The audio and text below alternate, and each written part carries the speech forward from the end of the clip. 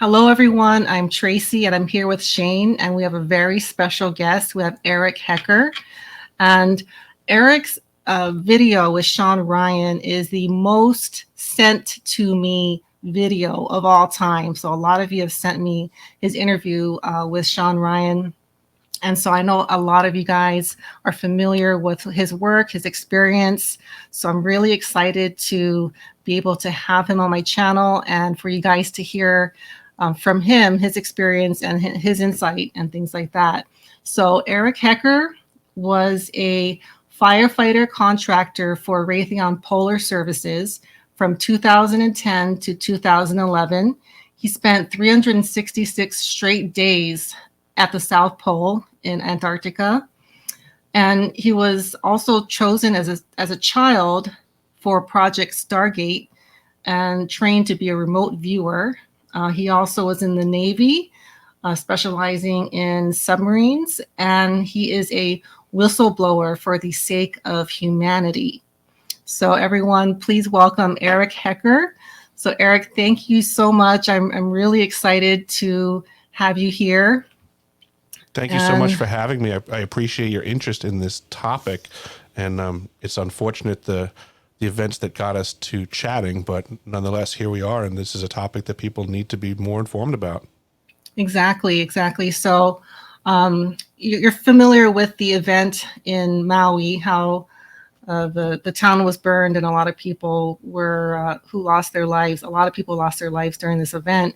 So through hearing about things from you and other people, other whistleblowers, it really opened my mind to this idea of directed energy and all the different ways that it's being used today. And so why don't you go ahead and tell us a little bit about your experience with Raytheon and things that you saw there, and maybe go a little bit into why you are a whistleblower and why you're speaking up at this time. You got it. I'll try to do my best with that. So basically the reason I'm doing what I'm doing is because I just happen to have a peculiar set of circumstances happen to me that I believe is worthy of everybody else knowing, because I'm the only person that walked the path. So I just feel obliged to get this information out there. So that's my motive, is just, I feel it's that special of info. With that being said, it was my time down at the South Pole Station in Antarctica from November of 2010 until November of 2011 that I became involved, I guess you would say, with projects that were presented as science. And certainly they have a science capacity to them, but that is not the exclusive thing that they can do.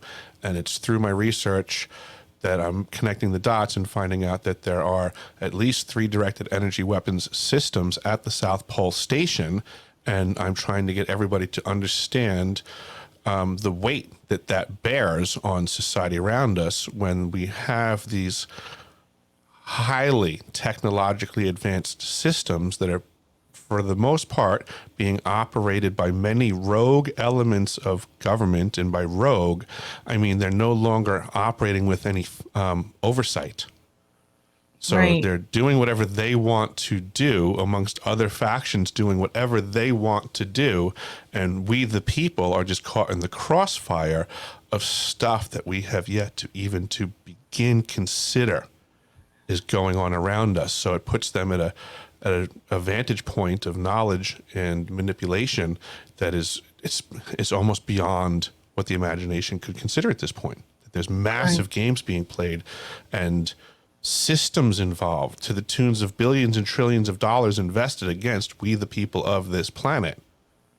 That this is really coming to a head fast, and we, the people, are going to have to wake up to the reality that the world and the games being played around us are a lot more complex. And we've been deeply deluded into paying attention to things like, who's going to win the Monday Night Football game, or, what is Taylor Swift up to this weekend? It's stuff that's nonsense and doesn't matter, but they have the masses focused on those things instead of the observable dilemmas that keep presenting themselves. The fire in Hawaii, the ship smashing into the bridge recently. All of this stuff is shenanigans. across the board, but it all fits under the umbrella of directed energy weapons systems. And we need to have some serious conversations as to what the extent of that means. Okay. So for those that are a little less familiar with who you are, how did you get access to these technologies, and what did you see there when you were down at the South Pole Station? Access came through being the responsible set of hands to maintaining that all of these systems were up and running. Most people don't want to believe that it's that simple, but it really is. The facility was not under any security classification. It was presented as a science facility. There was nothing that we were being told at face value was super secret, so therefore no NDAs needed to be signed. Everything was happening under false pretenses, which is extremely common for compartmentalization of information. And the folks that happen to be near these unacknowledged secret access programs are very familiar with how these systems function in broad daylight, but under false pretenses. And this is exactly what was going on. So by you mean, for false pretenses, you mean that they hired you to be a contractor for the National Science Foundation, thinking that they were doing research for the sake of science and humanity. Is that absolutely kind of what people are there? And for the most part, is that what most of the scientists and employees of that area think that they're working on? Absolutely. Even to this day, I still get contacted by personnel that are in the program, and some of them give me more information, and some of them are, I guess, more thick-headed and can't even appreciate the veracity of what I've put out, even when they're present. I've had folks say, well, if this was true, I should be able to do this, and I give them direction on how to do it, but then they don't follow the directions right, and it's like, I tried to get you to the room that I was talking about, but if you're not going to follow directions, it's not my fault. So there's, it takes all kinds. Yeah. Okay. So the thing that really shook my, life paradigm is this technology, these DOMs that are in the ice that, according to you, can cause earthquakes. Can you explain a little bit about what you saw and how that technology causes earthquakes? Sure. Technically, we just have to kind of wrap our heads around the fact that this technology is very easy to accomplish, as we were told by Nikola Tesla, almost 100 years ago, and that so many whistleblowers since then, like Tom Bearden, have gotten into the technology and explained that it's just transmission of energy. This is something that can be done. We can observe it in Mother Nature, that a lightning bolt is the massive movement of energy from one location to another. It can be done. Nikola Tesla, Victor Schauberger, all these, brilliant minds of the past basically said, if we pay attention to the harmonious activity of Mother Nature amongst itself and her energies, all we have to do is create machines that function in the same way of manufacturing similar harmony, and we can harness all kinds of energy. And now we just are learning that people have been doing this for decades, with the tax dollars of the nation states, of the people that live there. They've been investing in research and development to make these semi-fantastical machines, so it would seem, but now they're using them against us because they're rogue factions that are utilizing technology. If we don't know exists, then we don't get to regulate it, so they can do whatever they want with it. Just under that simple pretext, people need to consider that if people have high technology in their hands that the rest of us don't know about, then that means it's unregulated and they can do whatever they want with it. Okay, so when you were there, for some people who don't know about the New Zealand, the Christchurch, I think there were 2 earthquakes sent, and you were at the center when that happened. How were you privy to that information? That was information I came to years later, through having conversations with coworkers who were present at the time as well, and knew more than me at that time, and then read me into it years later. Almost, I guess you would say, like a confession. Right, and they said it was an accident when they first fired up the equipment, or did you hear? That's what I was told specifically, was that it was accidental. that part in actuality, everybody always says that there's, whenever the government tries to put out information, they wrap it up with, a whole bunch of truth sandwiched in between two lies and so on and so forth. So I've done a lot of filtering through what people have given me for information, and I am only putting out what I do believe to be true through research and connecting the dots. But I do believe there is a possibility that was the part that they were lying to me about, was that it was an accident. Because they might have been divulging that information to try to get info out that it was by accident, but that the whole rest of it was legitimately true, and that was their limited hangout. I'm starting to lean in that direction, that there's a possibility they were just trying to use me that way. Because that's a serious mistake. It wouldn't seem like something that would just happen. But I can follow people's logic on that, but then you really do have to consider that this was them turning on this device. It had never been made in the world before. So it's just like making a gun. If you make a brand new gun, at some point you have to go to the firing line and try to hit the bullseye. And just because you made that gun, it doesn't mean that out of the box it's going to be accurate. It has adjustable sights. You take your first shot, you see how far you are off the mark of the bullseye, and you make adjustments. So I do believe very much in the plausibility of the accidental firing of the shots. It does make sense, but it still doesn't mean that it happened that way. And there's other indications to me that I'm learning about since then that lead me to believe there's a possibility that there might have been intention.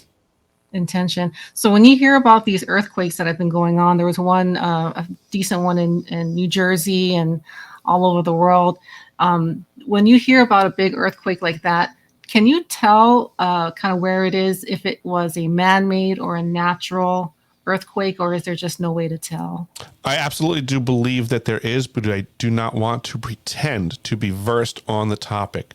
There is a podcaster out there on YouTube, at the very least. He goes by Dutchsinse, and he seems to have a process of identifying where earthquakes are going to be, to what severity, and he seems to be pretty accurate from what I'm learning, but I'm not versed on this person. I'm just starting to look in that direction, and so far it seems like he's doing good work. He has identified things coming out of the South Pole in particular, so I do feel that a lot of the information that I put out has supported the work that he's doing, and vice versa. Okay, and he said that there was some sort of energy coming out of the South Pole before you came forward, right?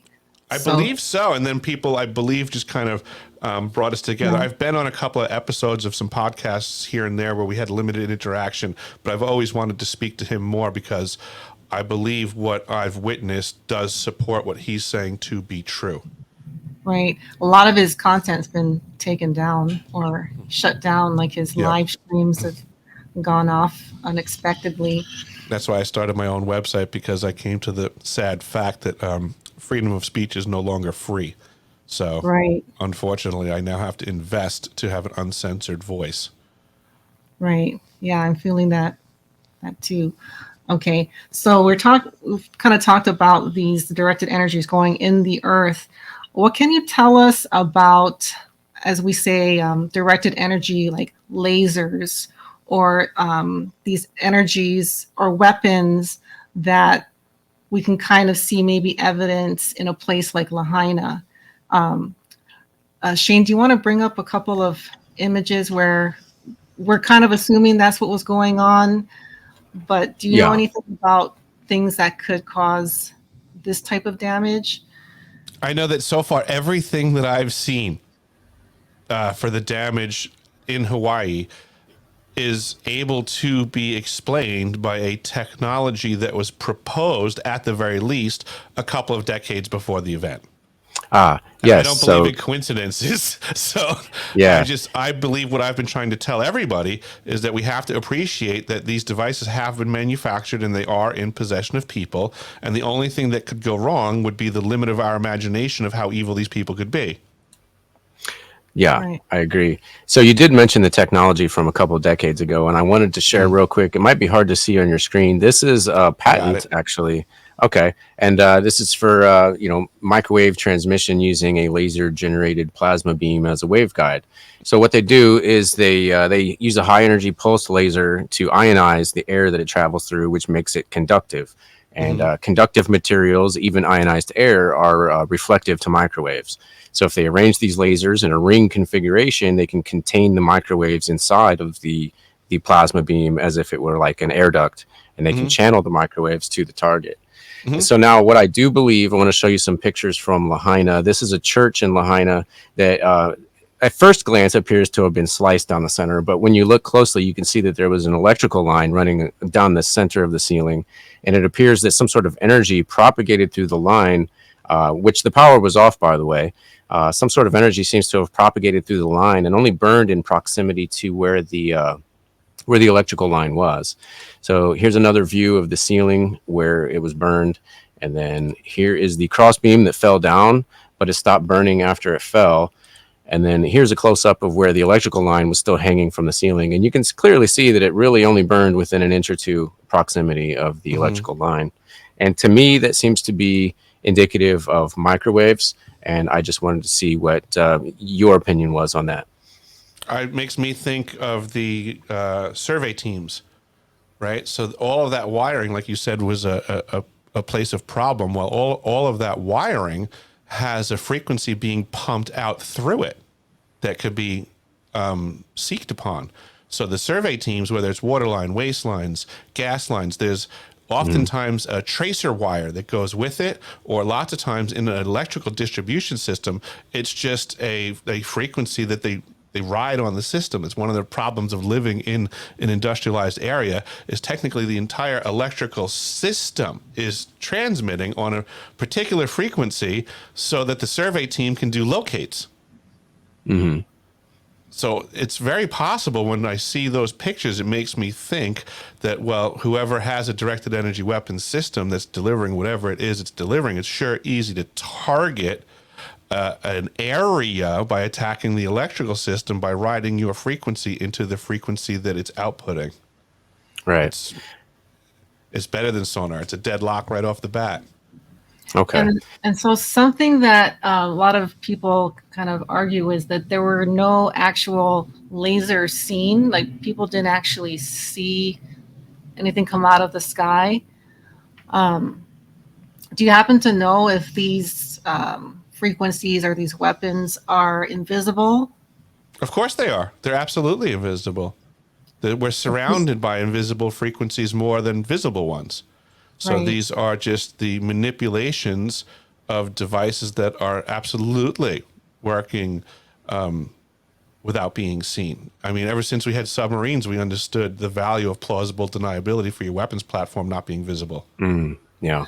You know, now that you say submarine, and I know you talked about it with someone, I forgot who, but that there is a big submarine presence in Antarctica, and at the days before the fire in Lahaina, there were witnesses saying that they saw submarines off the shores, which is unusual.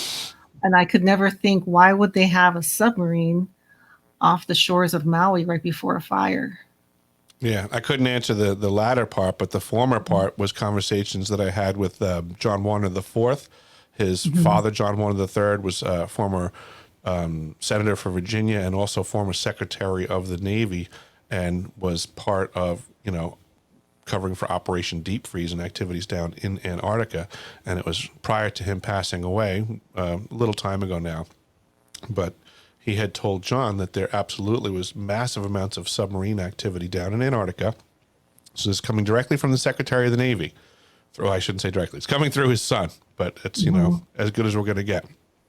And when he asked his father what was all the submarine activity for, his father pointed up and said space operations. Base operations. So interesting. Yeah, I just wanted to finish up with some Lahaina damage real quick. I'm going to show, these are smart meters that were overloaded and melted in Lahaina. And I do want to reiterate that the electrical grid was powered down at this time, but somehow they received some sort of energy that was able to overload them. Now, Smart meters do transmit. I think in the microwave range, they're like small antennas that can receive and transmit microwaves. And it seems like maybe their microwave antennas received probably too high of an amplitude and overloaded and melted. It sure seems like you would be hard pressed to show me pictures of stuff like this happening anywhere else on the planet prior to this Hawaiian event. That's where my brain goes on it too, is that there's no precedent set. If this is a normal activity when fires occur, you show me all the other cities that have similar pictures to this from decades and decades of having cameras and fires. As far as we know, this has only occurred in the last maybe 7 years since perhaps Paradise or Santa Rosa, California. Okay. Yeah, that's when we started seeing it. And then before we forget, as far as directed energy, is that related to these like weather manipulating technologies? Because there were a lot of like strange winds that were reported during and right before the fire that was in a very localized area. Can you shed any light on I believe very firmly in that we need to become very aware of the technology. I'm aware of the technologies that exist that can cause all of these things to occur. Does that mean that I know that every event is caused by this or that? No, but I accept the reality that it's next to impossible to consider that all of these factions have access to this technology, but are so noble that they would never use it against each other. Yeah. I'm not that naive. No, but a lot of people are familiar with it, but they don't seem to. Yeah, I mean, guns exist, and good, bad, or ugly. There's good things happening with them every day, and there's bad things happening with them every day. But if nobody knew that guns were real or existed, think of all this activity that would be going on unbeknownst to people that wouldn't make sense. People dying for no reason, because if you didn't have gun in the vocabulary, in the vernacular, then what would people blame it on? So I'm just suggesting that we are in a peculiar circumstance where when things happen around us now, we don't have the vocabulary to explain what's really going on. So it's very easy to lead a group of people into believing something that just fills the void. Right. Okay. And then Shane, you're probably better at the ELF, ULF, or technology. Okay. So I had heard you in other interviews before mention the ELF and the ULF capabilities of the array. And I was also curious because it was also, you had mentioned faster than light communications being another capability. And I was curious if that functioned maybe on like longitudinal or scalar energy, or if it was more like quantum entanglement based. I think those are all synonymous terms. And I think it was occurring on every one of those levels. That, you know, scalar activity, longitudinal waves are almost the exact same thing by definition. It was just people trying to come up with a common vernacular back in the day. But then if you were to add quantum entanglement to the conversation, I mean, what's the difference if you say it's a scalar situation that causes quantum entanglement, or it's a quantum entanglement situation that causes a scalar wave? I mean, I think that's kind of just where we are right now, is trying to figure out what's really going on. But right. It's. I was just curious if you were privy to those specs. I think it would be a battle of semantics at this point on those terms. Okay. I think they're pretty synonymous. Understood. And just the fact of getting those words into people's conversations would be fantastic. By any definition, just talk about those three terms and debate about what they mean. Right. Yeah. I agree. Actually, can you explain quantum entanglement for those who have not heard it? Sure. Quantum entanglement is just, it's almost, it would be what Einstein was referring to in relativity, what he called spooky action at a distance, because he didn't know what to do with it. But it was a known observable thing that basically just went against everything else he wrote in his own damn book.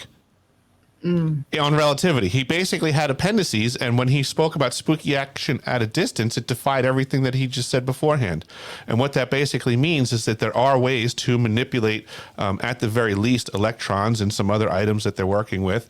But for all practical purposes, you can quantum entangle, get the same spin on two electrons, and then move them at any distance from each other, any distance, And then if you do something that manipulates the spin to redirect on one, it happens to the other one at any distance and in no time simultaneously, which defies everything we know about physics, because it means that there's some sort of communication that's happening instantaneously over any distance, which defies everything we know about space-time. Right. So that kind of lends itself to Project Stargate. Sorry, Shane, was there anything about that you wanted to ask? I just wanted to cover one more thing about the earthquake technology. Now, you had said that other countries have access to the technology, but I was curious, is that necessarily, do they have access to the site itself or just the technology in general?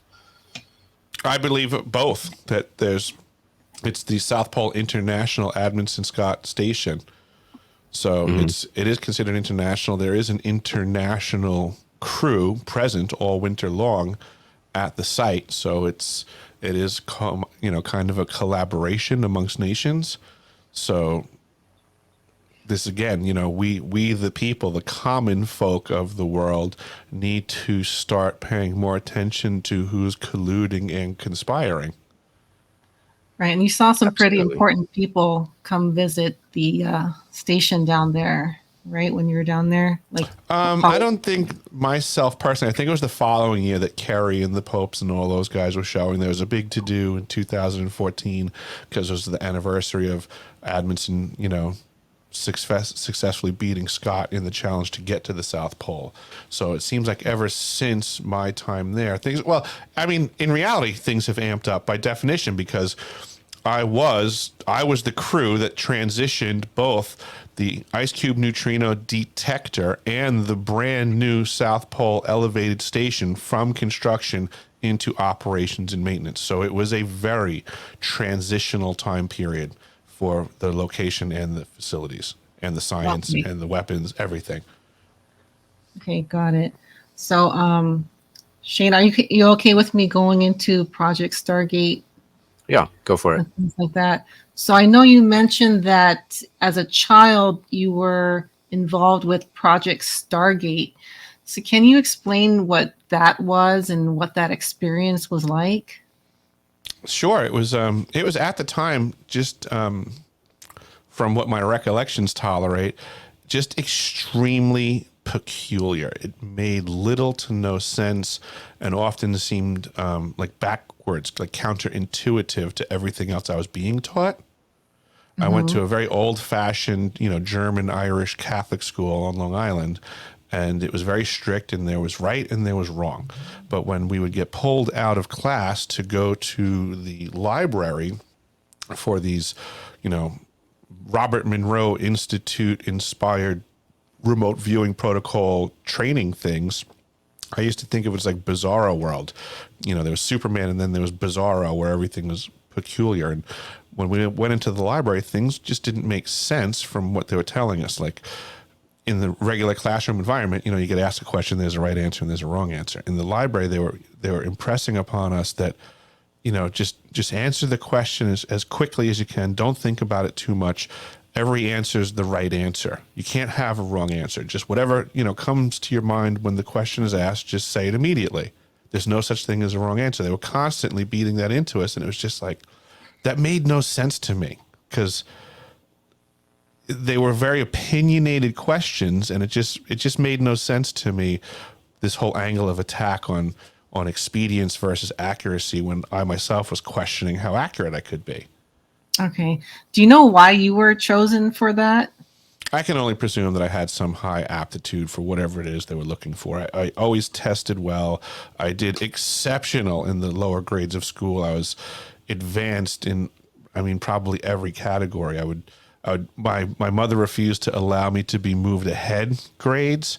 She thought it would be bad for me in social structures and things like that. So she made them keep me in the same grade, but I would get that work done really fast. And then the teachers from the higher up grades would just bring in more work for me from the upper grade levels. And I would just be doing all kinds of stuff. Do you think being chosen for that project has anything to do with why you were chosen for this Raytheon thing or anything? Absolutely. I think every bit of this is connected. I think there were things going on in my youth that was predetermining paths that were going to be laid at my feet to make choices at in the future. I think there's a lot more handling going on to the average child, unfortunately, and then it carries on into adult life than the average human farm animal wants to consider that we're on a giant farm.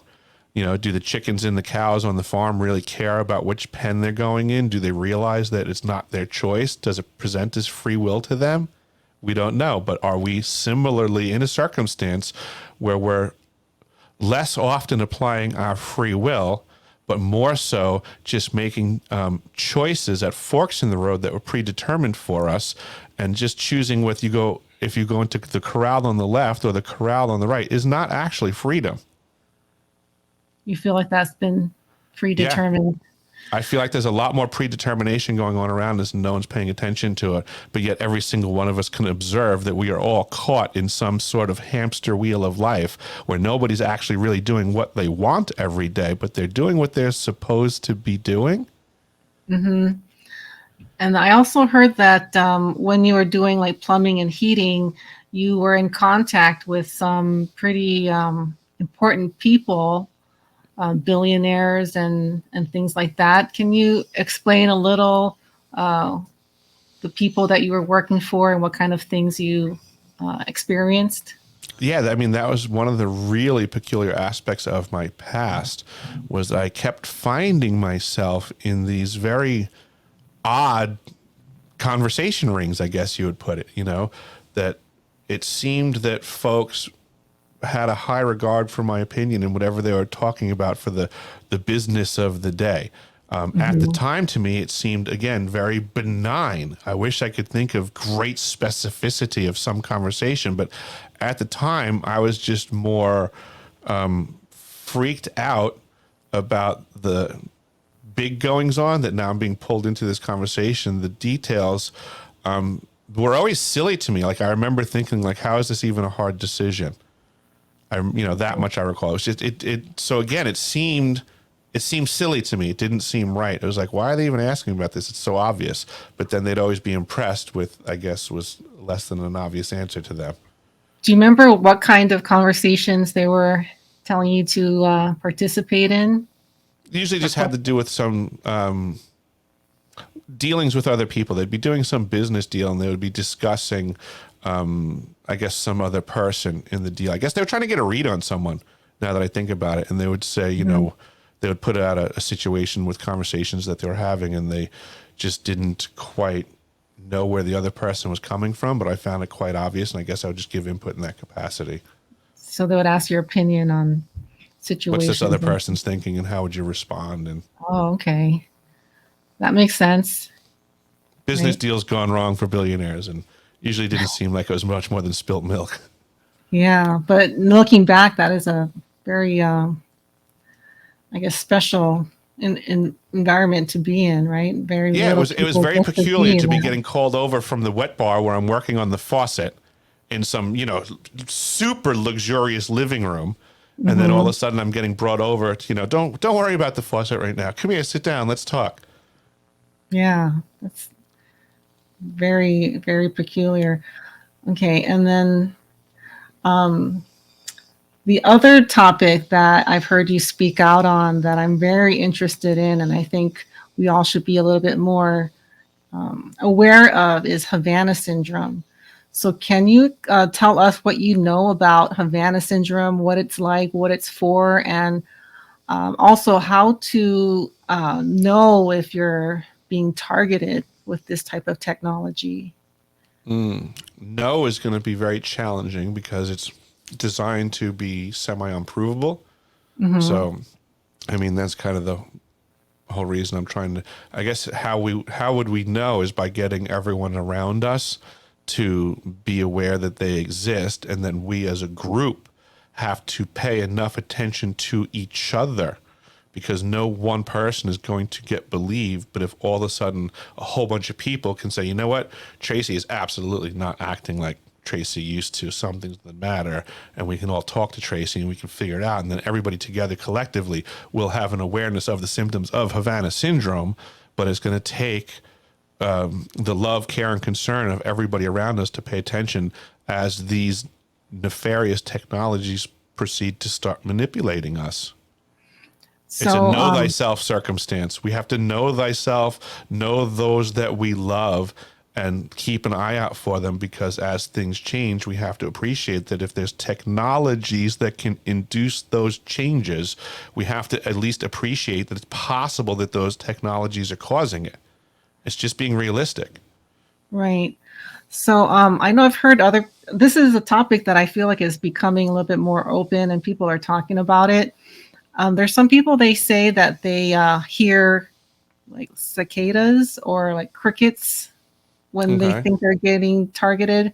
Or some people have said that, I think you said that they could actually put some sort of voice in your head through your The, te- ear. the technology exists that they can Okay. actually put your own voice back into your head for the Right. ultimate of confusion. You know, I've said this before that, you know, it's like anytime you have to make a decision in life, it's like as if there's a group of you in your own head conversing about, well, what should we do about this? And then you have this conversation with yourself, amongst yourselves, in the voice of yourself. Well, what if somebody has the power to insert an additional voice in there that's artificial, that's not of you? And if it just sounds like the same people in that circle, well, what if they can do it 3 times? What if they can do it 4 times over?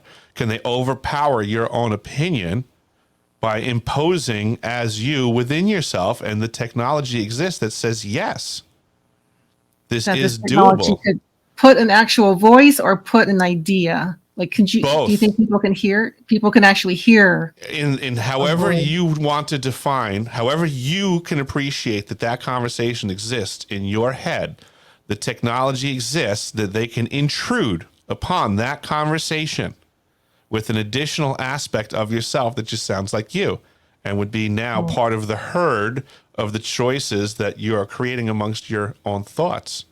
These are called intrusive thoughts. right. So when you say know thyself, is just mainly knowing who you are, what you think, and Correct. being Yes. able to identify if there is an outside Yes. influence coming into your head. Because they can totally mess that up. They can absolutely abscond your voice, but it doesn't mean that they're giving it good info. And if somebody knows themselves well enough, and the intrusive thought is so against your moral compass, then it should be obvious to you that that's not my thought. Like, these are the types of things that can be going on, that we pay attention to ourselves, know thyself, and then also know the people around us. Because if we start seeing people acting so much out of character, and this is happening collectively to a lot of people, these are the signs that we can look for, because manipulations can be made. Do you think these types of things can be sent to a very large area, say an entire island? Yes, Um, absolutely. Absolutely. The technology does provide for the possibility of that. yeah, because I started to kind of get that idea when I hear about the victims and the residents of Maui not believing that it was anything but a Yeah, accident. they And can. The technology provides that they can mass blanket an area, but still have it be personalized to the individuals in the area under digital assault. So wow, you would hear orders in your head in your voice, and your next door neighbor would hear the same directive in their head, but in their voice. oh wow, So it's the power of suggestion, from yourself to yourself. Very easy that's to make an error in trusting the wrong party at that point. yeah, that's terrifying. I seriously believe that this technology was applied to get the vast majority of the people on the planet to acquiesce to the mask regulations, because you could talk to anybody, and regardless of who they were, they would tell you how they're against the mask. But the Hmm. reason that I'm doing it, and I would say that was the intrusive thought. Everybody was personalized and assaulted and given a reason in their own head. Oh, Yeah, you sorry. cut out for a minute. So you said that they would say that they don't like the mask, but They don't like the mask, but here's the reason that they're wearing it. So because it they was, to want. me, that was the program. That was the intrusive thought being applied to the mask, because all of a sudden everybody did agree to wear the mask, but for a different reason. And you can't get that many people on this planet to agree to do anything ever. But all of a sudden, out of nowhere, everywhere you look on the planet, everybody has a mask on, and they'll tell you why their reason was that's different from everybody else's reason and justifiable. They're, unlike everyone else who just bent over. And, and this is the same story that you get from everyone. Yeah. And then a lot of other things that happened after that. But we can't talk about that anymore. That's why I'm starting my own website. Yeah. Okay. All right. Shane, was there anything else that you wanted to show about the green laser or something? I have well, I wasn't going to show anything about the green laser, but I was going to mention that you had talked about a green laser that was there at the neutrino detector, and it sounded very similar, if not analogous, to the green laser that's used on Mount Haleakala there on Maui. I was wondering if you had discerned any further evidence whether or not that was for communications or defense or perhaps both. I believe in Occam's razor, and I will lay on the table all possibility. And until somebody can prove to me that it's not doing that, I'm going to leave it as possibly doing that. So we're learning more and more about the technology and the amount of power that it takes to maintain a green laser beam for a duration.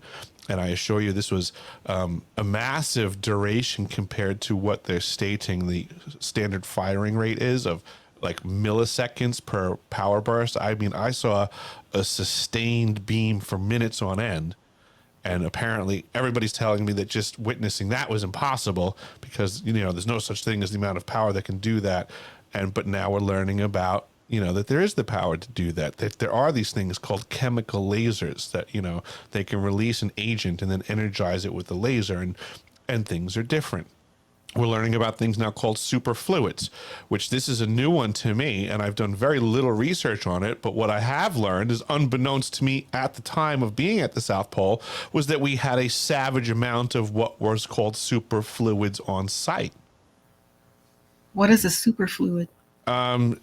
We had helium chilled down to about 4 degrees Kelvin in containers, which is about 4 degrees above absolute zero. And then that same product would be chilled down to 1/4 degree Kelvin, 1/4 of a degree above absolute zero. And because these gases are now condensed into liquids at those temperatures, and because the temperatures are so low, they refer to the product as a superfluid. And it's a whole new study of physics that occurs with these superfluids that's completely different from the physics that is fitting the standard model, apparently. And it just so happens to be in proximity of lasers. And then they talk about chemical lasers utilizing superfluids. So it's like, we have all the parts to the gun here, but let's just pretend that no one's putting it together. What do you think they're using a superfluid for? I think they're probably utilizing that green laser, if not for some sort of long-range communication, more nefarious things. I think, again, we have to look at the list of everything that's possible and presume that everything is being done. I believe to err on the side of caution is to let's consider that these things are up and running and being used nefariously until someone proves otherwise. So they're weapons of every single variant until proven otherwise, operating under the false pretenses of science. Right. Okay. So do you think that this climate change agenda is a cover for weather warfare, the things that we're talking about? And amongst other things, I think all of these things are very complex. Certainly there is the aspect of the global warming hoax, climate change, and all of that stuff to bring about a lot of change in the world. It's a business as well. So there's people that are profiteering off of just controlling these conversations and, having conventions and raising money to save the planet when, the science that they're using is oftentimes laughable. Right. I think a lot of people are starting to come to that realization that it's not climate change, it's man-made I've worked in a lot of geoengineering, research I guess that's a facilities, better and word. I assure you that the scientists work for grant money. Everybody can pretend that it's way more noble than that. But just like when Mhm. Benjamin Franklin said that if we have politicians that are primarily making their money out of the office and not a separate business, that they're already corrupted because they get indebted to the money stream of that office. And it's the same thing with science. It's Right. not a I know very, you mentioned that it was the cost of that South Pole station. It was some oh, exorbitant it's ridiculous amount, amounts of money. like hundreds of billions or something. Yeah, when Right. you soup to nuts everything. Oh my God. Okay.